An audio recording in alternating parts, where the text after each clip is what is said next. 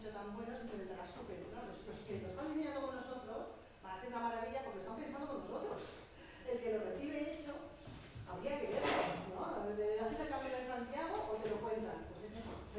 La evidencia no es igual. Habría que verlo, pero hay investigaciones. Exacto. O sea, que y sabemos tenemos cuánto evidencia. transforman y cuánto no. Y en ese sentido... Yo más alto que si no, no sé. No, perdón, sí, el envío no se nota. No, como estamos... No, lo digo porque yo creo que lo que decías es importante. Estamos aquí para hacer concepto. Y yo estoy en contra de pensar, no que se pueda, sino que se deban hacer cosas pensando que van a ser aprobadas los profesores.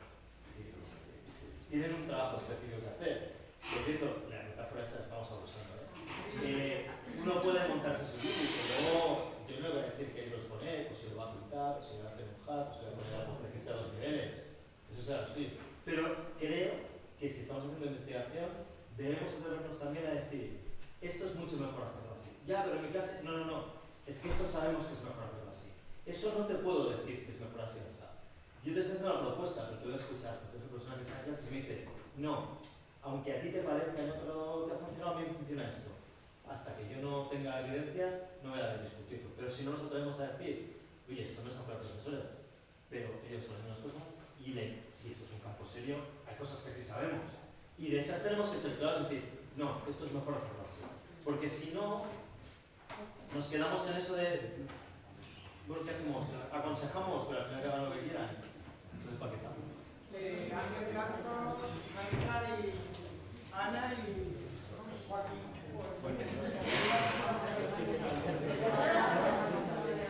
De acuerdo con las palabras que yo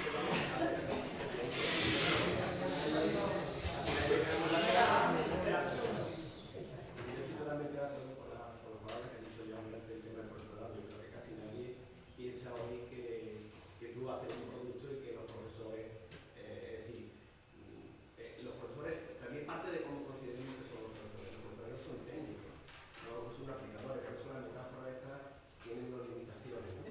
Porque el producto no es un mueble de Ikea y un profesor no es como nosotros que montamos un mueble. Entonces sus ideas están en medio interpretando continuamente. Por tanto, para mí la investigación más no se puede hacer sin los profesores. Hay una pregunta por ahí después que ponía para o con, es que creo que no es para con, que es con para las dos cosas, en ese orden, ¿no?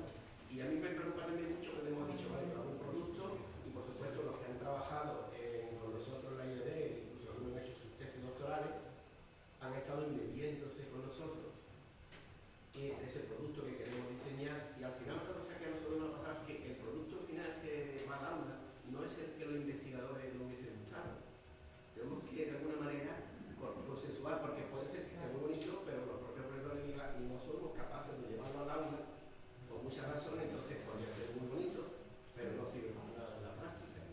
Y después hay un problema que estaba por ahí un poco después que es interesante, es decir, termina el producto, lo hemos hecho con profesores y parece que es una propuesta didáctica que podría ser asumible. Pero lo que pasa es que ahora lo tienen que ser personas que no han estado en todo ese proceso. Por eso es otro tipo de investigación. Pero es lo que me pone. ¿Qué información le damos a esos profesores que no han estado en el proceso para que pudieran entender no solo el producto, sino lo que hay detrás del producto? No solamente el producto, sino la trayectoria. Y segundo, ese es otro tipo de investigación que yo creo que no estamos haciendo, que es la difusión de la innovación. Y ese es otro campo que está muy ligado a pero no lo estamos haciendo en la medida. Y yo creo que aquí es un poco algo que la asociación Mugamos podamos hacer algo en ese sentido. Es decir, no tenemos músculo. Claro, por eso digo que parece que tenemos músculo. Ahora que ese músculo está con estas cosas tan bonitas que están ahí, ¿no? Y que sabemos que los profesores por sí solos no la van a utilizar, ¿no? ¿Cómo logramos que eso se extienda? Porque es otro tipo de investigación muy ligada a esta, ¿no? Ana. Bueno, casi renuncio porque creo que lo que yo, bueno, estoy de acuerdo con Ángel, porque creo que me preocupa más los puntos que vienen después. Marta, que lo dejamos pasar. Va a asociar el papel de la conversación. Sí, lo dejamos pasar.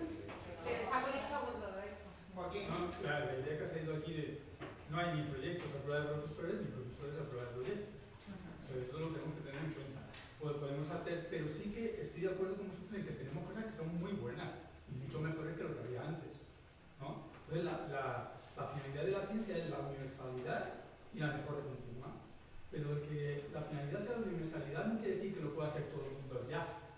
se necesita poca ayuda, se necesita generar mucha ayuda y mucha implicación personal para llevar a cabo una cosa que sea de calidad. ¿Por qué admitimos que una operación compleja del corazón solo lo pueden hacer unos pocos cirujanos y solo quien se forma mucho para hacer esa operación?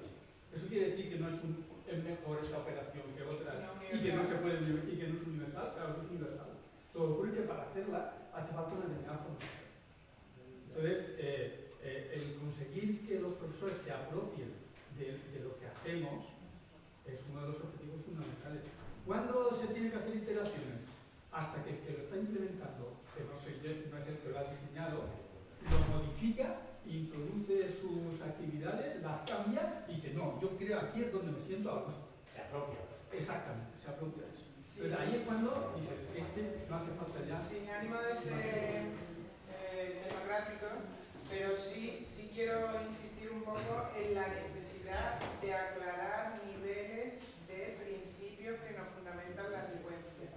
Porque soy socioconstructivista, perdona, ni me ayuda, ni ayuda al de al lado, ni ayuda al del frente. Pero eso está en los problemas Ni de para investigación. diseñar, ni para aplicar el diseño. Entonces, tenemos que ser muy, a lo mejor ser reflexivos sobre cómo diseñamos, que durante todo este tiempo atrás parece un arte más que una ingeniería. Entonces, a lo mejor tenemos que ir nosotros mismos reflexionando sobre qué tenemos dentro, que nos ha, como docentes, como investigadores, que nos ha ido produciendo ese diseño, que sabemos que el diseño es bueno, pero que para compartirlo con otros, o que ya vendrá, para enseñar a otros a diseñar, necesitamos pormenorizar o desgranar. Pero eso María lo ha planteado, ¿no? O sea, no vale decir, de orientación socioconstructivista, aprendizaje cooperativo, no sé qué.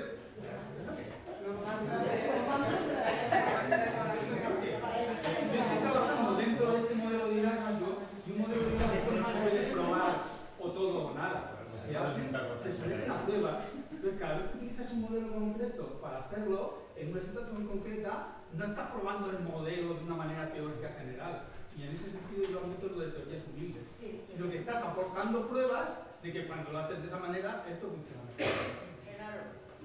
Bueno, yo una cuestión de procedimiento primero. Si vamos a hablar de profesores, me paso al punto de papel de los docentes. Damos por finalizar. No, pero es que yo quería precisamente hablar y centrar en el punto que estamos.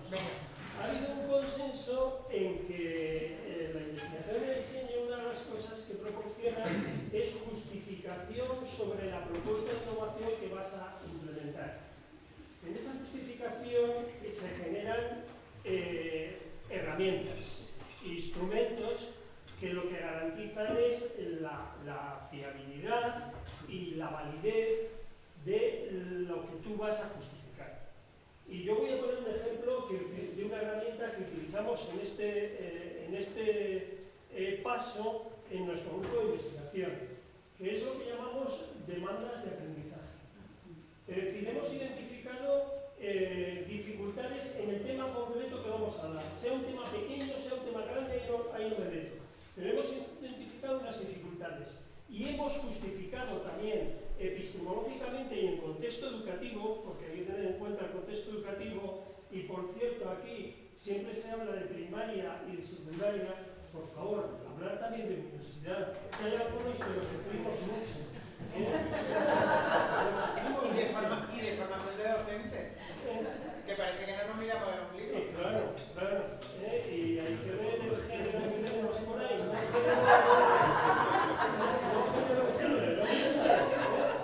Bien, pues en ese instrumento que tenemos, una vez identificado las ideas de los estudiantes, una vez justificado lo que queremos enseñar, hay un gap. Ser conscientes de ese gap, que es lo que llamamos la demanda de aprendizaje. Poner, como nosotros ponemos gráficamente, semáforos, que hay algunas demandas que son en rojo, o sea, muy fuertes. Cuidado cómo vas a montarla. Ahí está la justificación de la secuencia P, pero eso no lo llamamos nosotros evaluación, lo llamamos justificación de las herramientas. Y la evaluación lo que llamamos es ya cuando hemos implementado. Pero en la evaluación preliminar de Sí, Pong y sí, Nieves, o sea estamos que... totalmente de acuerdo. O sea pero quería resaltar el papel que tienen esas herramientas, que en algún momento, si es una herramienta más o menos original, se puede llamar teoría humilde. Pero también cuidado con esto, porque teorías humildes hay poquitas. Y lo de humilde no va porque seamos humildes, sino que somos, como dice Jaume, cuando son efectivas hay que decir, esto funciona, y lo tuyo no. Y justificarlos y argumentarlos, pero esto funciona en lo tuyo no. Entonces, eso, que hay herramientas, que se utilizan herramientas, que ese era el punto, y ahora si queréis hablamos de los profes, pero ese era el punto. Pero para mí además la herramienta, digo para nuestro grupo, tiene mucha connotación con cómo enseñar a otro a diseñar. Entonces, definir nuestras propias herramientas, que ya lo veremos ahora también en cómo eso, es porque nosotros formamos docentes que no queremos que salgan siendo súper diseñadores, como decía ayer alguien, dice, un buen músico no tiene por qué ser un buen compositor, y viceversa, pero sí que se meta precisamente en esos principios, elementos y herramientas que permean en el diseño. De manera que el librito de IKEA ya no solo vaya acompañado, es que diseñando te estructura mucho la cabeza. Y sobre todo, en formación de docentes nosotros hemos notado que genera demandas de aprendizaje.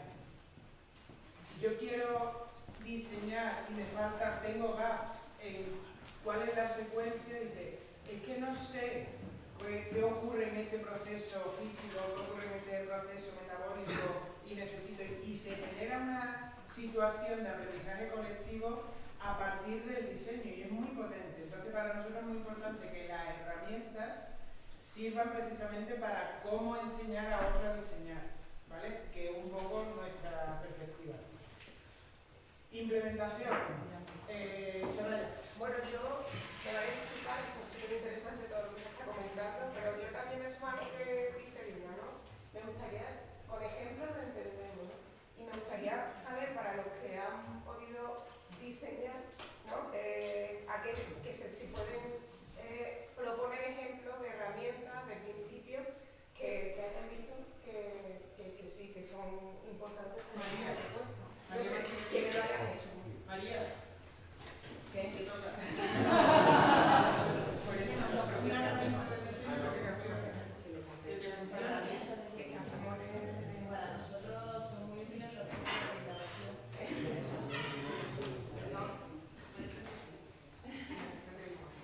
Aquí un ejemplo. Para nosotros, de herramienta de diseño, no sé si conocéis los ciclos de instalación y de movilización. Bueno, herramienta o instrumento.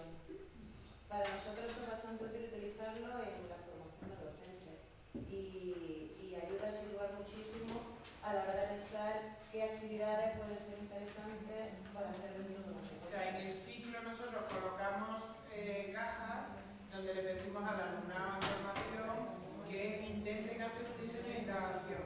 Entonces, el tener que traducir actividades, es decir, con verbos que vayan destinados a los alumnos, verbos de acción, traducirlo en cada una de las fases del ciclo.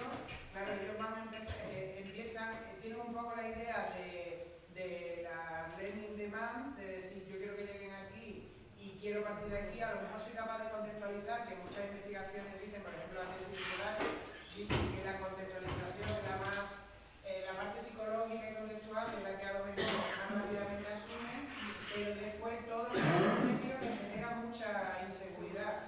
Y eso gap es lo que hace que te tengas que juntar con otro porque no soy capaz de resolverlo solo. Entonces, a nosotros nos funciona como herramienta o como instrumento. Otro ejemplo de herramienta. Nosotros en una investigación de diseño de una tesis doctoral, lo que pretendíamos era capacitar al profesorado para integrar aspectos de naturaleza de la ciencia y pensamiento crítico cuando trabaja en las grandes ideas de la ciencia, energía, fuerza, materia.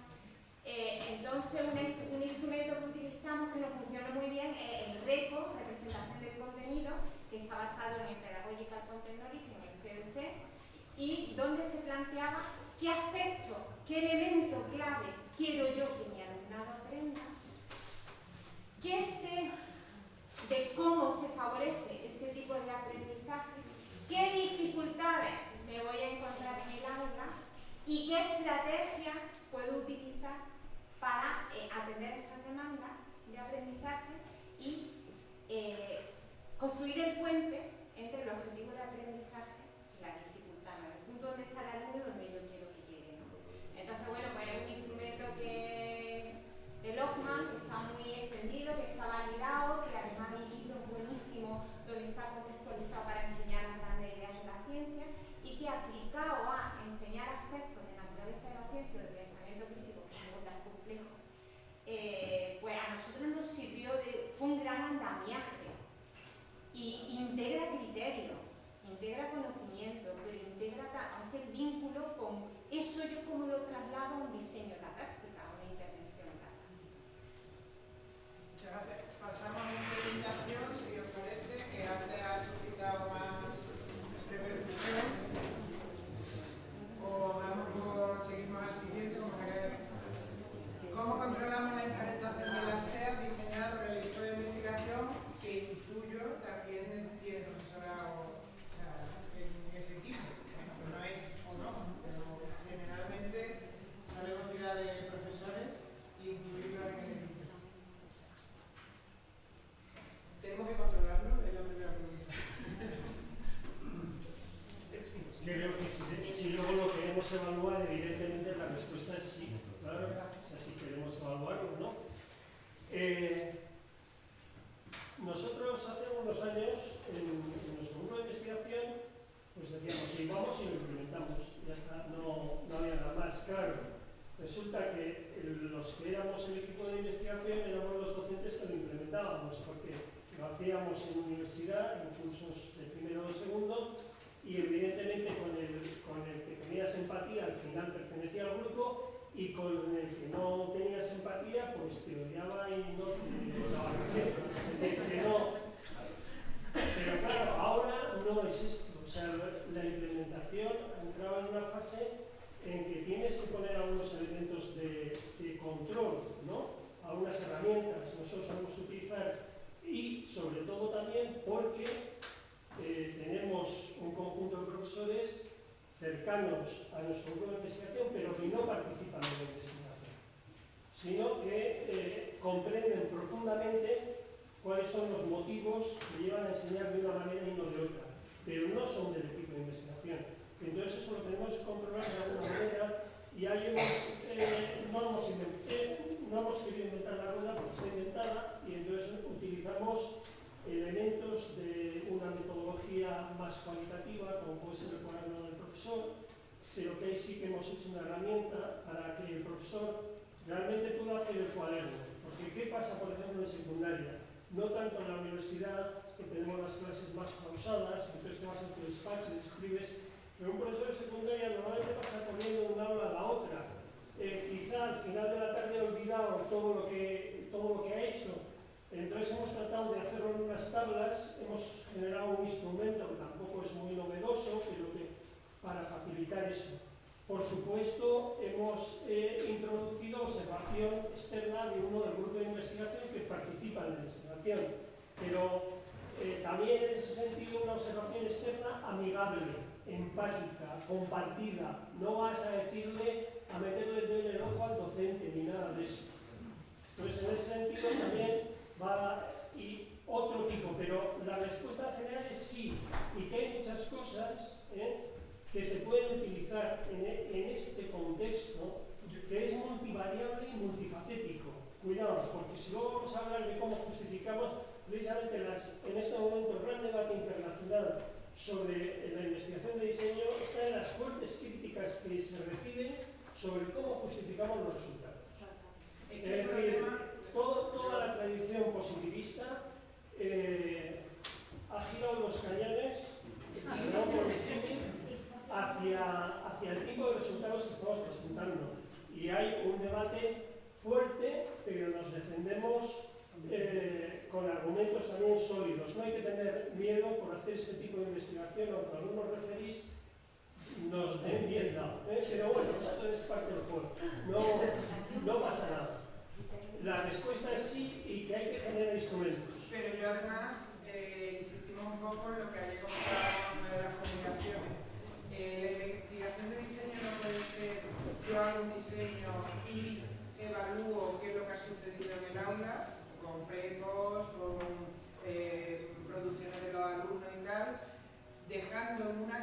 negra el proceso de implementación, porque los docentes tienen unas prácticas imbuidas en su forma de ser que no las cambiamos con una formación inicial previa a toma de hoy el documento y ni siquiera viendo que sí que tiene buen rollo. Sus prácticas condicionan y evidentemente condicionan la traducción del producto al aula. Es fundamental que nos detengamos en la implementación desde el punto de vista de las prácticas que hace el docente, no solo de lo que reflexiona y te deja puesto en un papel, ¿no? Dime. Yo creo que no podemos pensar que la investigación centra en diseño muy purista y solo se puede hacer de una cierta manera. Yo creo que es mucho más, sin ser totalmente laxo, no todo vale, es mucho más amplio. Y depende mucho del objetivo, porque a veces queremos realmente medir el impacto de un material, de un entorno, de una unidad didáctica, de muchos. Y que para medir el impacto, claro, eso requiere diversidad de entorno, requiere someterlo a estrés. Lo tienes que dar caña a ese material. Entonces lo pones con los materiales posibles, y mides hasta qué punto consigues, ¿no? Claro, es que someter a prueba. Pero a veces no. A veces lo que queremos precisamente es subir de las condiciones tan reales y poco amables, aunque sea la realidad, porque lo que queremos justamente es usar un entorno lo más ideal posible, reducir variables, reducir cosas que se nos pueden ir de la mano para que nos entendamos, reducir al máximo para ver, reducir ruido, para ver si esta cosa concreta que queremos investigar funciona. Y luego ya lo sometemos a más estrés de la realidad. Entonces ahí hay una capa, es decir, nosotros a veces la hacemos nosotros, la unidad. ¿Por qué? Porque la tenemos superamos, lo dominamos y queremos la primera vez a lo mejor ver cómo va. Pues lo hacemos muy de la mano de la persona. Y otras veces ya es, si queremos probar el impacto de un material, eso ya es otra cosa. Dejar el entorno no ideal y a ver qué pasa. Pero son claros, no podemos estar muy bien siempre controlarlo todo, lo tiene que hacer el profesor que ha participado en el museo, porque depende de tu objetivo de investigación, depende de qué es lo que quieres hacer. ¿Vale? Creo que eso es importante tenerlo claro, siempre. Marta quería decir algo y después eso. No, yo en la mía era en relación con lo de Genaro y es la pregunta final. Mi intervención estaba ligada a la última que ha hecho Genaro, de cuando se nos critica la fundamentación o la calidad de este tipo de aproximaciones de investigación y va vinculada al aspecto final que vamos a discutir. José María. Ya se ha dicho hace una cosa importante relacionada con el control y también con la implementación que habías comentado antes, que una de las cosas que tiene que ser transparente. El proceso, no solamente el diseño, sino el proceso de implementación tiene que ser transparente, ¿no? Entonces hay una herramienta que yo creo que hemos utilizado todo el mundo, que es la crónica de acontecimientos, ¿no? Es decir, de aquello cuando reconstruimos lo que ha ocurrido en el aula, en cada sesión, en cada actividad, y que bueno, pues no es más que un poco el compendio, la reconstrucción de lo que ha ocurrido a través de una serie de instrumentos. Puede ser como que plantea Genaro, puede ser cuaderno del profesor, puede ser el diario, el cuaderno de notas, incluso a veces las grabaciones, ¿no? De aulas, a veces son incómodas, pero cuando se utiliza coordinadamente con esos otros instrumentos, permite que al menos tengamos que hacer una labor tediosa de transcribir todo, sino a lo mejor nada más que tenemos que transcribir determinados fragmentos de lo que ha ocurrido en el aula, porque es la información que me falta para completar un poco eso. La crónica creo que es un instrumento importante, ¿no? A veces las revistas son reacias a publicar esas crónicas, ¿no? Por aquello que parece que es muy de innovación, que no hay control, pero me parece a mí un elemento muy importante y que además sirve para complementar cualquier otra evaluación que podamos hacer después de pre-post, porque realmente ahí la crónica es la que nos puede decir cuando algo ha funcionado, por qué ha funcionado, o cuando algo no ha funcionado, por qué no ha funcionado. Eso es un elemento importante, está relacionado con el control y con la evaluación. Joaquín.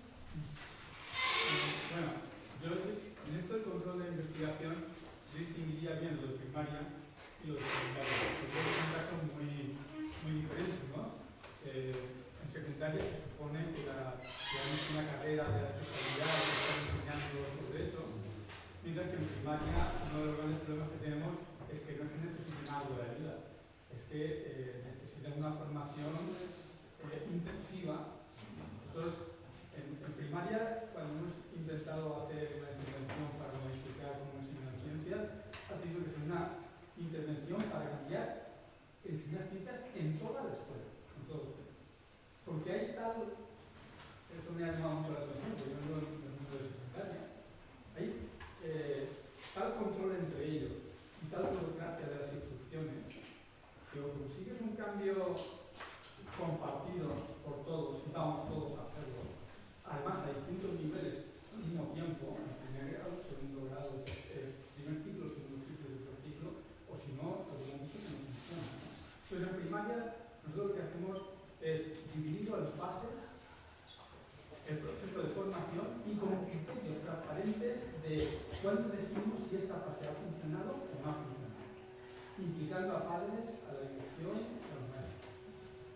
Entonces con esos criterios transparentes vemos si va funcionando y además se tiene que conseguir para que se produzca un cambio una masa crítica, como se sabe ya en sociología. Y la masa crítica es del 30%. Si conseguimos que un 30% de maestros, por ejemplo, hayan cambiado más de un 20% de todas las horas de clase que dan en la forma de enseñar, entonces eso va a tener éxito y va a permanecer. Si no conseguimos esa masa crítica, nos vamos de la escuela inmediatamente. Nos lleva tanto tiempo modificar eso que lo que hemos aprendido durante muchos años, y Carolina lo sabe muy bien, es cuando nos tenemos que ir. Es que esto lo que quieren es que les hagamos todas las cosas, ellos están ahí y en el momento que ellos tienen que aportar su esfuerzo personal para prepararse las cosas y tal, no lo hacen. Vamos. Pero además, de verdad, os lo aconsejo porque no hemos dedicado tantísimas horas que lo que hemos aprendido tanto. Entonces, en primaria, el control de la implementación de cualquier diseño tiene que ser una cosa muy planificada, en fases y que se puedan valorar, ¿no? El objetivo siempre cuando hacemos una intervención de este tipo es que cuando nos vayamos, sigan. Porque muchas veces están haciendo un curso con ellos. Sí, ¿lo habéis entendido? Sí, perfectamente. Luego llega y el momento que te vas, ya no lo hacen. Por eso el tema de la práctica clave de enseñanza. Por eso no debería darnos solo la formación inicial en los aspectos cognitivos, sino el aterrizar en qué hacen ellos y cómo lo hacen. Porque si no medimos eso, si esa implementación queda en un agujero negro, es que no estamos modificando, no estamos transformando el aula. No estamos transformando. Y una cosa que hemos discutido con el tema de las prácticas de enseñanza, las prácticas clave de enseñanza, es que al hacerlo modifica esa parte cognitiva, modifica completamente, porque de repente pasa a tener sentido el decir, el que yo me haya estado moviendo por el aula mientras hablabais ha hecho que le veis la voz y eso, ¿qué es lo que produce en el profesor? No quiero dejar a nadie atrás. Ese es el principio que va detrás de este gesto de moverme por el aula. Entonces eso va transformando poco a poco la cabeza del profesor y entonces ahí ya comienza esa autonomía de decir yo ya sé para qué estoy haciendo esto y no me olvido de hacerlo. Y no es un truco, ¿eh? Que digo que no es una cosa técnica, sino que es un... Quiero compartir con ustedes una pequeña reflexión del trabajo que estoy haciendo. Que tiene que ver el diseño, la investigación basada en diseño de preguntas mediadoras por profesores. Y llevamos un trabajo ya de varios meses. Y lo más significativo que ha sido para mí es justamente cómo esto ha impactado sus tareas, porque y además es un trabajo interdisciplinario, profesores de ciencia. Y el cómo ellos ya están viendo reflejado en sus aulas el tipo de preguntas que hacen, cómo cambiaron y cómo se sentían engañados por el sistema. Porque tengo profesores de 5 años, 10 años, 15 años de experiencia docente. Y todos han coincidido que cada vez que alguien lo observaba, lo retroalimentaba y lo evaluaba, le decían lo excelente que eran sus preguntas. Y después de todos estos años, a través de este taller, ellos han dado cuenta que en realidad no generaban aprendizaje en sus estudiantes, que eran preguntas muy limitadas. Y todo esto ha sido a través de justamente de este proceso de diseño que hemos trabajado con ellos. Entonces, hablaban de herramientas, hablaban de posibilidades.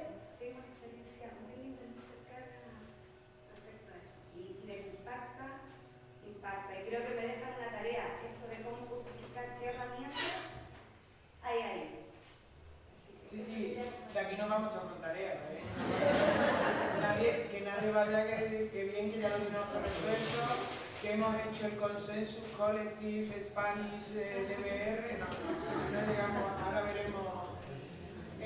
Planteábamos antes si con o para o con, entre, donde, con todas las posiciones posibles. ¿Sí? Yo creo, como dije antes, que yo creo que para o con y sería dos, es que es con y para. Es decir, que es una investigación que tenemos que hacer con los profesores y el objetivo final es para los profesores, desde el punto de vista. Entonces, aunque desde el punto de vista de la investigación podamos decir que no es que la finalidad es diseñar un producto y tal, pero la formación del profesorado va inherente, aunque no nos queramos. Si trabajamos con profesores, como ha dicho ella, y participan tanto en el diseño, como dijo antes ya, en la implementación, evidentemente estamos viendo que es un canal importante de formación para ellos. Y para nosotros. Por supuesto. Digo, como docentes. Por supuesto. Que se nos olvida que somos docentes. Claro. Y una de las cosas que yo he aprendido en este tipo de investigación es cómo me relaciono yo como investigador con los profesores de ejercicio. Para mí esto hubiera supuesto un aprendizaje muy importante, ¿no? Porque no es lo mismo trabajar con estudiantes de formación inicial, ¿no? Trabajar con becarios o con un doctorando, que trabajar con profesores de ejercicio que tienen sus ideas, que hay que respetarlas y que tienes que partir de conocerlo ellos también. Y su conocimiento. No, su conocimiento. Que no tenemos nosotros. Sí, pero en este aspecto yo creo que con lo que decía Joaquín, pero bueno, yo creo que no es que se tenga que ser más fácil, sino que hay otro tipo de casuística, ¿no? Entonces, para mí yo he aprendido mucho de la investigación y diseño con los estudiantes que eran profesores en activo y esto es importante para mí también, ¿no? Evidentemente. Entonces yo creo que es con y para mí pondría las dos proposiciones, ¿no?